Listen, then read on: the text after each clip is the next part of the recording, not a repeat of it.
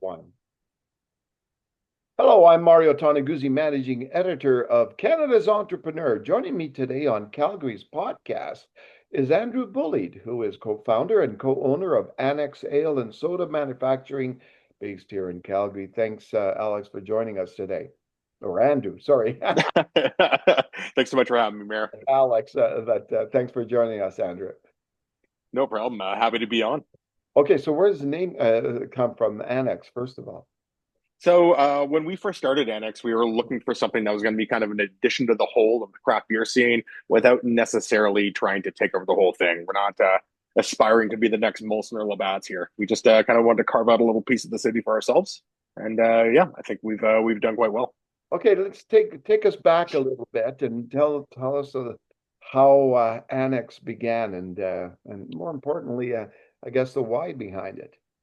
So Annex began in 2015. I'd been working in craft beer since about 2010, which is really when it started exploding in Western Canada. I'd been through a couple breweries that helped started a few that one of them actually went off to go sell off to Labatt, which is really interesting. But while we were doing that, my partner and myself just we were really becoming enamored with the process of small businesses. We had been, I'd started with Village Brewery, and I was with them from their inception. I got to watch them start their business and grow. And my partner was with a small ice cream shop that has turned into a pretty big deal in Calgary as well. Yeah, both got to see the startup process from the get go, and we just decided to the time was right, the opportunity was there, and that's when we decided that we could make a tangible impact on the beer and food scene in Calgary. So from the get go, we had the vision, the purpose to say that we want to try to tangibly change how people are drinking in this province. Hmm. Now, you did mention how, a few years ago it was kind of just starting to boom and all that. How would you describe what that craft industry is like today? Man, you just see so many places pop up everywhere, right? It's funny because that's a conversation that we always we inevitably have. People are very curious to find out what the next thing is going to be in craft beer. It was the sort of thing that there were a couple real leaders back in the '90s that had the vision to see that beer can be made differently. But very few people are trying their hands at it. There were a lot of regulatory hurdles that craft beer had to overcome, both nationally and provincially. And the laws started to change to allow for smaller producers to be able to start up, which is fantastic. So that's a couple changes in government is what helped craft beer get its beachhead through the early 2010s and beyond. Yeah. Um, we're in a position now where things kind of started to switch COVID, a little bit the post-COVID recovery. And now we're in a position that we're seeing a little bit of a correction in craft beer. A lot of people are saying craft beer is saturated. There's so many out there. It's hard to pick and choose. I think like any other business that sees a rapid expansion, there's always a correction that follows that. But for the most part, these sort of industries end up better off than they would have been, before the sort of expansion. So what would be, in a market that could be saturated or close to being saturated, what's the key to success? How do you differentiate yourself from all the others? I think going in there with a really good vision of exactly why you're doing this in the first place is really important. A lot of people got into this just because it was exploding. Like there's opportunity. I'm doing this. Um, you know, like anything else, that vision combined with a good amount of experience and know how hiring the right people, always important things. But for us, it's just about being able to differentiate ourselves both on a product and an experiential level. That's been really key to our success. Yeah. Take us back in time. How did you first get involved or passionate about craft beer? Well, I've got a bit of a funny story. So when I was going through university, My partner and I actually met there. So we were going to school out in Nova Scotia, small little university town. And I started getting into home brewing then. And I was a student. I was broke. It was partly about the economics for me, but I was really starting to enjoy the craft of it all. Um, and I was making beer, and it was all turning out really well. And God knows I was enjoying the fruits of my labor, but um, I couldn't afford to do it properly. So I started making it for other people. So it was effectively bootlegging for a lot of the guys on the rugby team. Um, so, I'm getting weird phone calls all hours of the night for guys looking for beer and wine. And, I was running my own little brewery out of there. So, as I was finishing up my degree in small business management, I decided I'm going to take a crack at this craft brewing thing. There was Canada's first brewing school was opening up just after I graduated university. So that was Niagara College, and I went to go be part of their first class. So I went through their class and yeah, immediately got hired on with Village Brewing Calgary, which was just starting up. So I don't know. There's probably a lot of luck that happened with me, just in terms of hitting the timing really well on all of these things that were opening. So But I, what did you get hired as? pardon me. What did you get hired as at Village? I got hired as a brewer, and I worked my way up to their head brewer. So I spent 5 years there. Then I left. I did some consulting while we were starting Annex. And while I was consulting, again, most of these places are younger people that are starting up. Like, I was 30, my partner was 28 when we started. But so you start these things on a shoestring. The guys that I was working with doing the same thing. So I was consulting with them on the agreement that I could use their equipment to start making our sodas while we were building our brewery as well. So where do you come up with I guess the formulas or whatever for each of the different tastes? Like, how does that process work in your mind?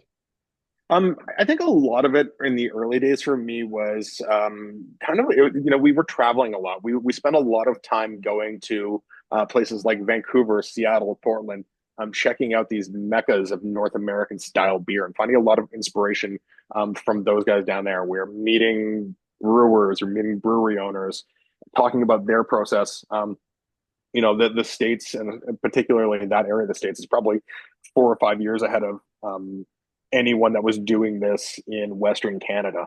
So we had the advantage of going down to get to talk to these people and experience what they were doing, and we were bringing that up. So from the get-go, we were trying to really bring the feel of the Pacific Northwest over to Calgary, and have the bar culture that follows. Interesting, yeah. So when you started Annex, from an entrepreneurial standpoint, what was the biggest challenge of starting a company?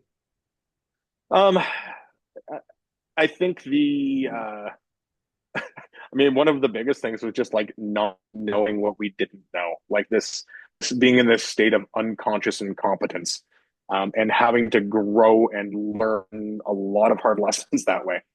Um, we started on with very little money, but with some really great support from friends and family and banks.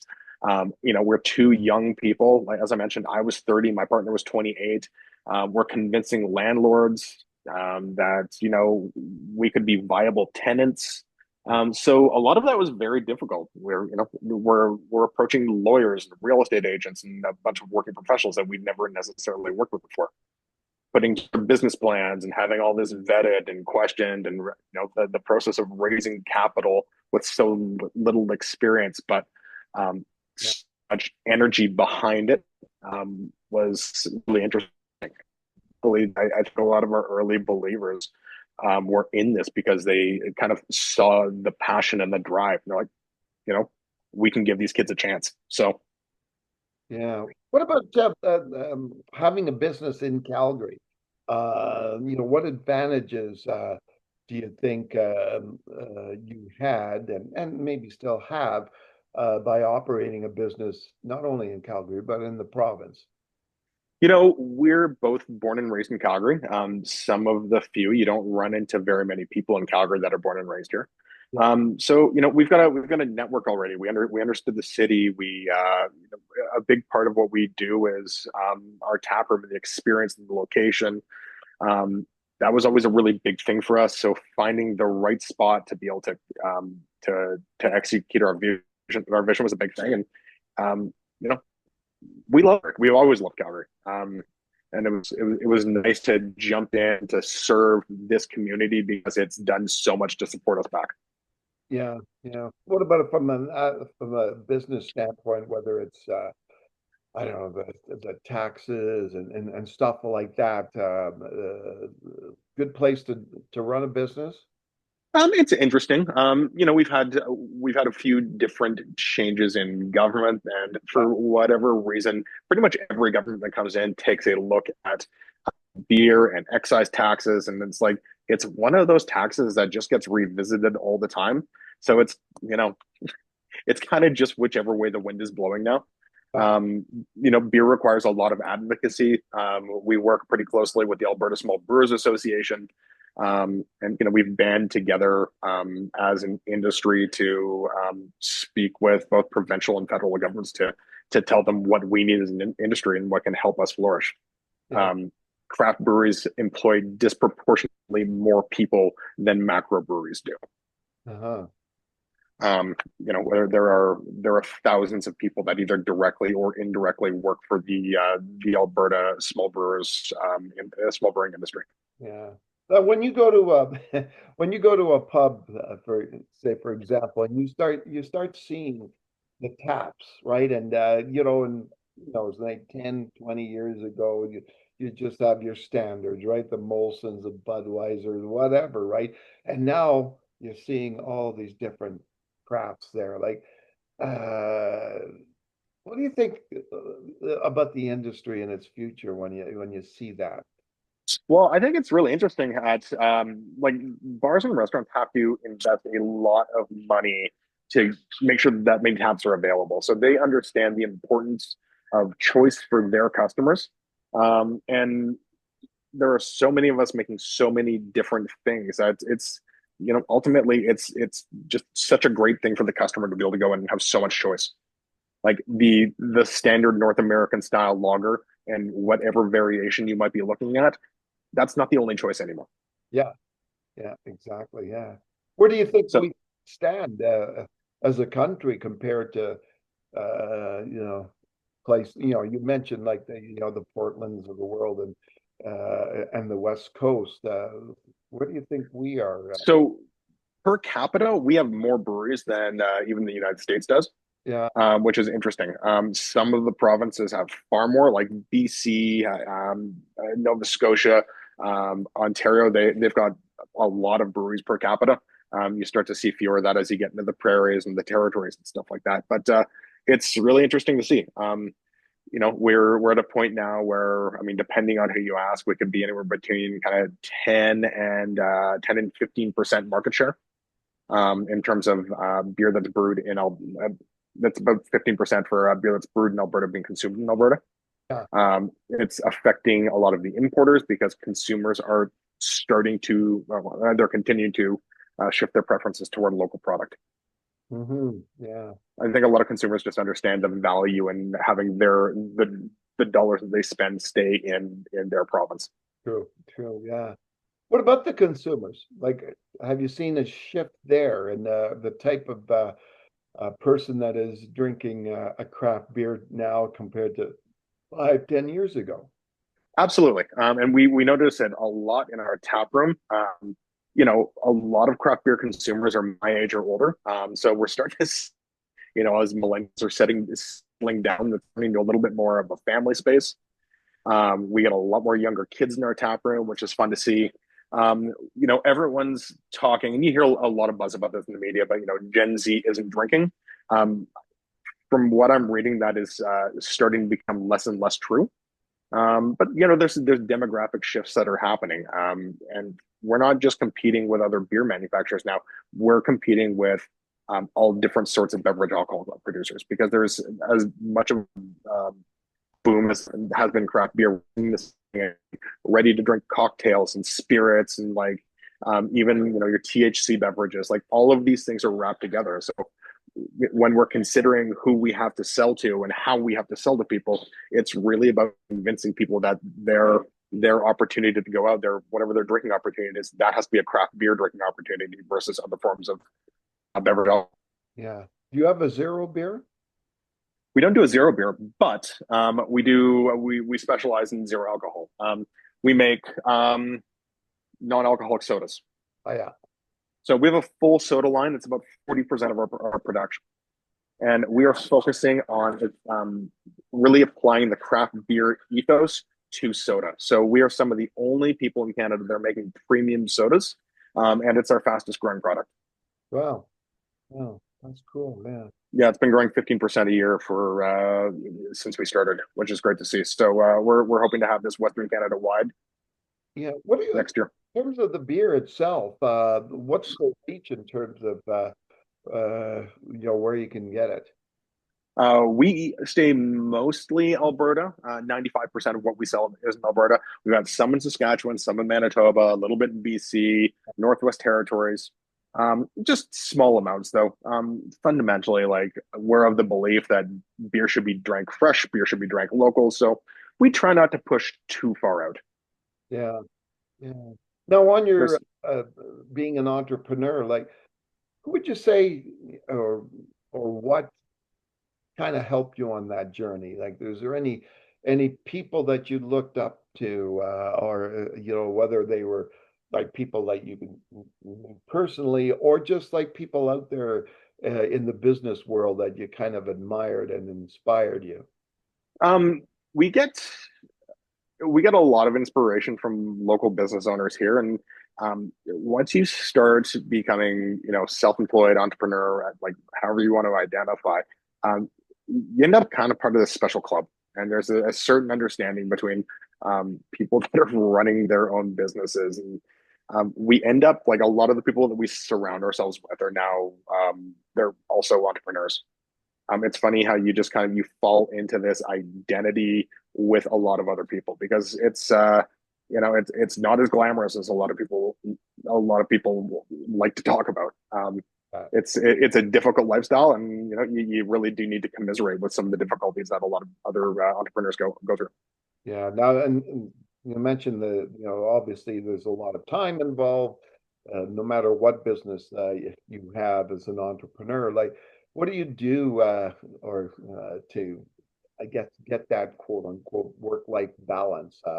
What kind of things are you? It's we're a big fan of trying to get out there and touch grass, get back with our friends and family, try to get away from the business, but like it's about sometimes it's more about like a large scale physical distance for us because if we're close, if we're in town, we will end up responding to whatever comes up. But we're open all the time. There's always going to be something. It takes a level of discipline to be able to enjoy yourself and take time off. Yeah, that's true. Do you think it's important? How important is that to take some of that time away from the Oh, business? it's absolutely critical. It's if you're not doing it on a regular basis, and it's you're not taking care of yourself in general, it's really easy to absorb all of the problems. It's really easy to keep throwing yourself um, at your business and just kind of giving it your all the time. But we're finite people. Um, it, I think time off is as important as eating well, sleeping well, getting exercise. It's kind of a full maintenance routine that has to go into this because the job itself is so demanding. Yeah. Yeah, exactly. When you look into the future, where do you think Annex is going to be in the next 5, 10 years? What we're really trying to do, we want to obviously keep expanding our beer, but at a certain point, we will be able to make as much beer in this facility as we possibly can. And that's a good level for us for beer. What we're really going to be focusing on in the coming years is expanding our sodas. Hmm. We've got a remarkable product. It's growing quickly. We just went through a full rebrand on it. And yeah, it's growing quicker than we could have imagined. So we're hoping that we can continue on this trend. And I'd love to see Annex as a national brand, by 2030. Yeah. And why do you think you're seeing that growth in the soda?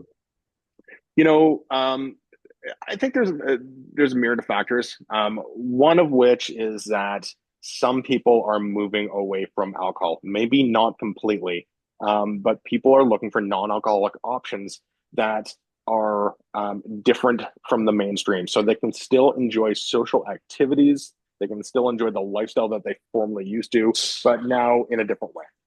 Hmm. Um, that's a trend we see a lot, which is why we're often asked about non-alcoholic beer, non-alcoholic wine, all that kind of stuff. Um, People are just looking after themselves in different ways, and it's not an all or nothing for many consumers. I'd say three-quarters of people that are looking at non-alcoholic drinks, they still consume alcohol. They just choose to do it in a smaller regard. Yeah, exactly. Yeah. All righty. I think that basically covers it, Andrew. Is there anything you wanted to mention that I didn't ask you? No, I think that's about it. I appreciate your time, and yeah, I look forward to seeing where this goes. All right, thanks so much. That was Have, Andrew Bullied, who is co-founder and co-owner of Annex Ale and Soda Manufacturing, based here in Calgary, Alberta. I'm Mario Toneguzzi, managing editor of Canada's Entrepreneur. Thanks for joining us today.